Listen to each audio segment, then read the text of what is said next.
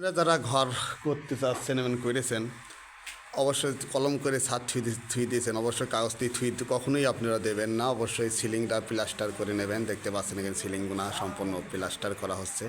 কিভাবে কাজটি করা হচ্ছে দেখতে পাচ্ছেন। অবশ্যই প্লাস্টারটা করে থুই দেবেন, কেননা যে পরে 2-4 বছর পরে গাঁথলেও সমস্যা হবে না, কিন্তু সিলিংটা প্লাস্টার করে থুই দিলে আপনার কাজটি সঠিক হবে এবং ভালো হবে। এখানে দেখতে প্রত্যেকটা সিলিং কীভাবে কাজটি করা হচ্ছে এই ঘরেটা দেখতে পাচ্ছেন।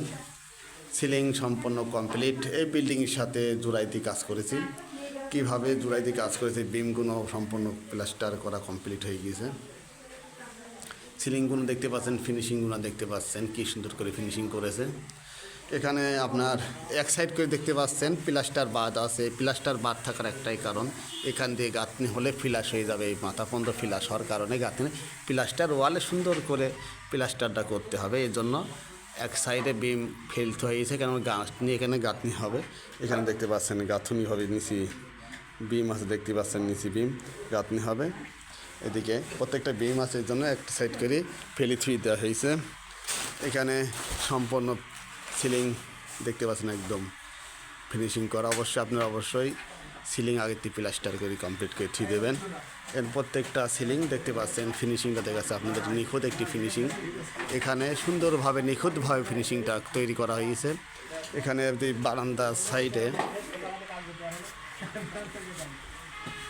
বারান্দার সাইডে দেখতে পাচ্ছেন প্লাস্টার করা হচ্ছে। কীভাবে প্লাস্টারটা করা হচ্ছে, অবশ্যই প্লাস্টিকটা সুন্দর করে থুই দিলে পরবর্তী গাঁথনি হলে কোনো সমস্যা হবে না। এখানে আপনার গাঁথনিটা একটু ভোগে যেতে পারে বলে এই জন্য এইভাবে কাজটি করা হয়েছে। এবং বিমটা সবসময় বিম এবং সিলিং প্লাস্টার করে থুই দেওয়ার চিন্তাভাবনা করবেন।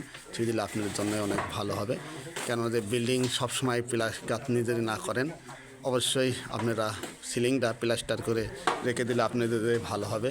এখানে কাগজ, অনেকের কাগজ পচে যায় এবং অনেকেই কাগজ দিয়ে থাকে না, পরে সিলিং করলে সিলিংটা ভালো হয় না কখনো পারে। প্রত্যেকটা সিলিং দেখছেন প্লাস্টার করা কমপ্লিট। এখানে আপনার যদি ভালো লাগে স্ক্রিনে নাম্বার থাকবে, যোগাযোগ করতে পারবেন। আমি পুরাতাতে কাম করি এবং সারা বাংলাদেশে এই বিল্ডিংয়ের কাম করি। কীভাবে কাজটা করি সেটা আপনাদের মাঝে তুলে ধরি।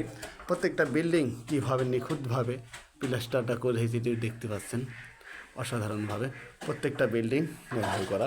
এখানে একটি রুম কাজ করা হয়েছে, আর বাদ ব্যাক এখনও কমপ্লিট করা হয় নাই।